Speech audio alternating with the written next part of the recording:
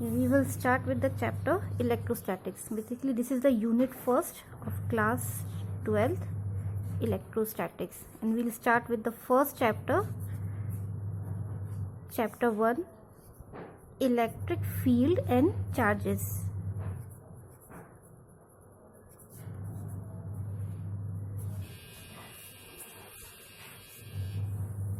Okay, first of all, we'll define what is electrostatics. Electrostatics. It is made up of two words, electro and statics. Electro, something related with the electric charges, and statics means at rest. So when the charges are at rest, then that type of study, that branch of physics that deals with the charges at rest is called electrostatic. Next, we will define what are electric charges. Electric charge. It is a scalar physical quantity. It is a scalar quantity, and basically it is the intrinsic property of any matter, intrinsic elementary particle. Like जैसे कोई भी object है, it is made up of electrons, protons. It contains electrons, protons और neutrons. So it is the intrinsic property of all the matter.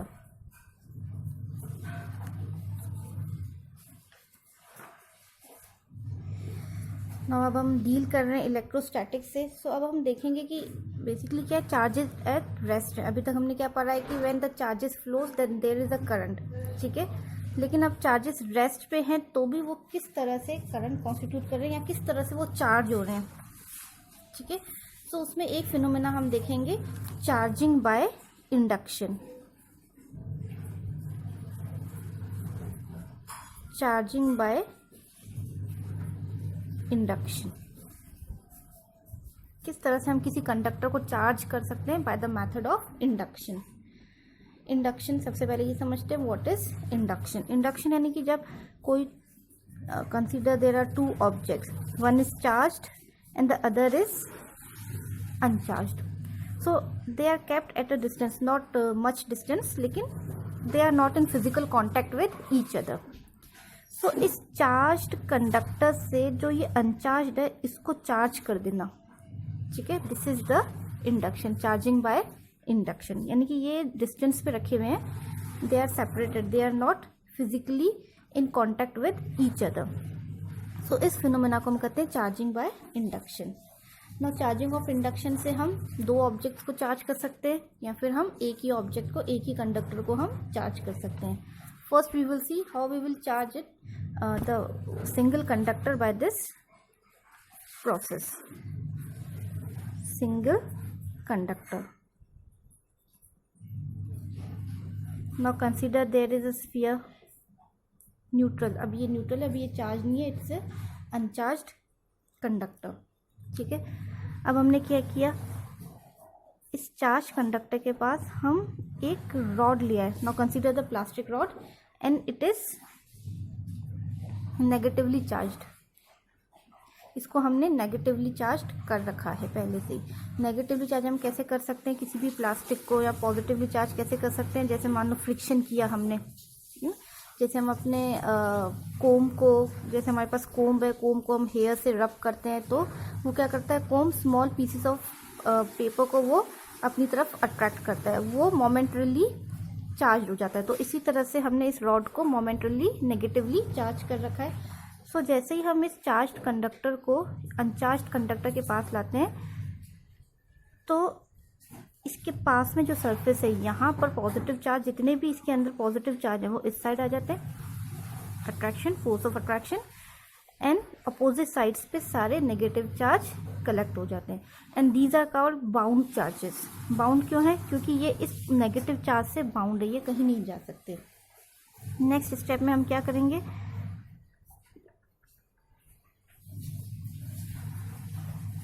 इसके opposite and को हम ground कर देंगे या अर्थिंग कर देंगे. ठीक है ना. अर्थिंग का मतलब क्या होगा, ये जो नेगेटिव चार्ज हैं ये न्यूट्रलाइज हो जाएंगे. तो ये सारे नेगेटिव चार्ज न्यूट्रलाइज हो गए। तो अब इसके पास क्या बचे, सिर्फ पॉजिटिव चार्ज बचे।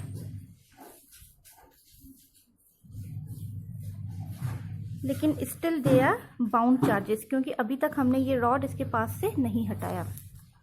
अब हमने क्या किया, ये रॉड हम इससे दूर ले जाएंगे। तो ये जितने भी पॉजिटिव चार्ज थे ये पूरे स्फीयर के अंदर या पूरे कंडक्टर में ये इवनली डिस्ट्रीब्यूट हो जाएंगे। Now this body will become positively charged. अब देखो यहाँ पर कहीं पे भी इनमें फिजिकल कांटेक्ट नहीं हुआ था रॉड में और स्फीयर में। So this is the charging by induction, charging a single conductor by induction. In the same way we can charge two conductors.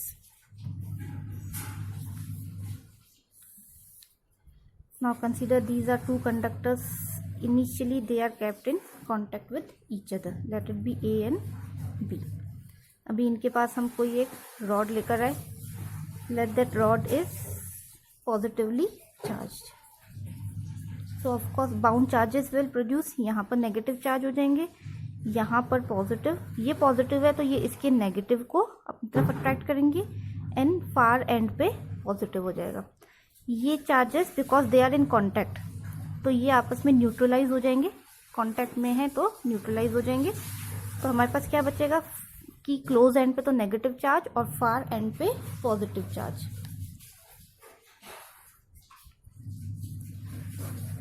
इस तरह से हो जाएगा, यहाँ पर नेगेटिव चार्ज और यहाँ पर पॉजिटिव चार्ज।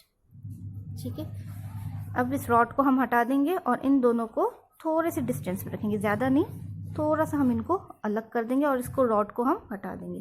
तो इसके नेगेटिव चार्ज इसके पॉजिटिव चार्ज को उनके बीच में अट्रैक्शन होगा। तो यहाँ पर आ जाएंगे सारे नेगेटिव चार्ज और ये आ जाएंगे पॉजिटिव चार्ज। और फिर थोड़ी देर के बाद हम इनको भी बहुत दूर ले जाएंगे। They will kept at a distance from each other, दूर दूर इनको रख देंगे। तो इसके अंदर जितने भी नेगेटिव थे वो इवनली चार्ज हो जाएंगे, इवनली डिस्ट्रीब्यूट हो जाएंगे और इसके अंदर जितने भी पॉजिटिव थे वो इवनली डिस्ट्रीब्यूट हो जाएंगे। तो इस तरह से हमने दो कंडक्टर्स को ऑपोजिटली चार्ज कर दिया by the method of induction.